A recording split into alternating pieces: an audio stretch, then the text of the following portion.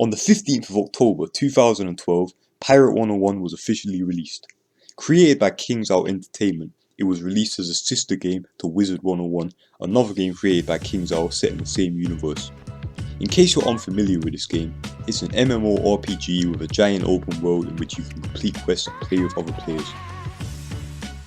Unfortunately, due to the popularity of Wizard101, the game hasn't received the recognition it deserves and has spent most of its time in the shadow of its sister game.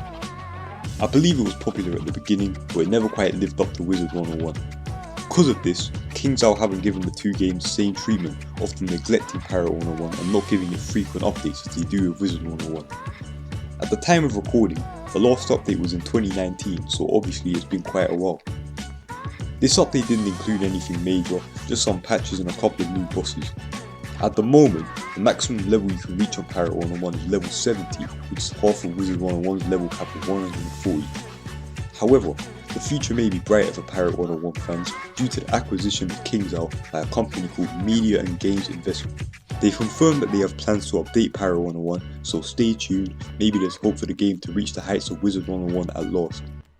As a fan of Pirate101, this is great news to hear, even though I'm nowhere near the maximum level. Although I haven't played Wizard101, I think that Pirate101 deserves the same treatment because it's a great game and it will be just as popular if it was spread out to more people and updated regularly. Anyway, I want to talk a bit about some of the game's features and why I like it so much.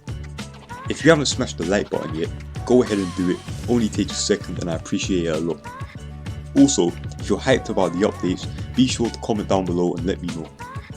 Anyways, enough beating around the bush, let's dive right back into it. So the first thing I want to talk about is the worlds of the game. Currently, there are 7 game worlds: Skull Island, Monquista, Valencia, Cool Ranch, Mushu, Marleybone and Aquila. What I love about the different worlds is that they all have different themes. For example, Cool Ranch has a wild western type of style and Marleybone is based on Victorian England. Each of the worlds have plenty of quests and places to explore, as well as nice views and fine detail. There are also many other worlds that exist in the universe, including a world based on ancient Egypt and another one based on the Soviet Union. As I mentioned earlier, the game will start receiving updates soon, so it's highly likely that some of these previously mentioned worlds will make their way into the game in a not so distant future. In each world, there are tons of different characters, which is another great thing about this game. There are lots of different types of characters, animals and other creatures that belong to particular worlds, and you are able to do quests for them and fight against them too. The amount of different characters that are in the game world just shows the amount of creativity that the developers put into the game and how skilled the writers are, which also ties into the game's story. Playing through the story quests take players to all these different worlds, characters and battles, and because of the vast range of content it doesn't get boring. Speaking of battles, another thing we should talk about is the combat system. Pirate101 uses a turn-based combat system in which you choose actions for your character and companions before each turn. You can also use special powers to maximise your chances of winning the battle, and you can train your companions to a higher level to make them stronger. When I first started playing the game, I wasn't the biggest fan of the combat system, but over time I've come to like it more. However, I don't really like the fact that you have to avoid walking in certain places when you're doing quests, because if you walk near a group of enemies, you'll automatically be placed in a battle. Other than this, the only other thing I don't like about the game is how you can't get very far without paying for a membership. Don't get me wrong, the membership is worth it, but I think the game would be played by more people if it was completely free to play, obviously with microtransactions because they have to make their money somehow, or if the membership is cheaper.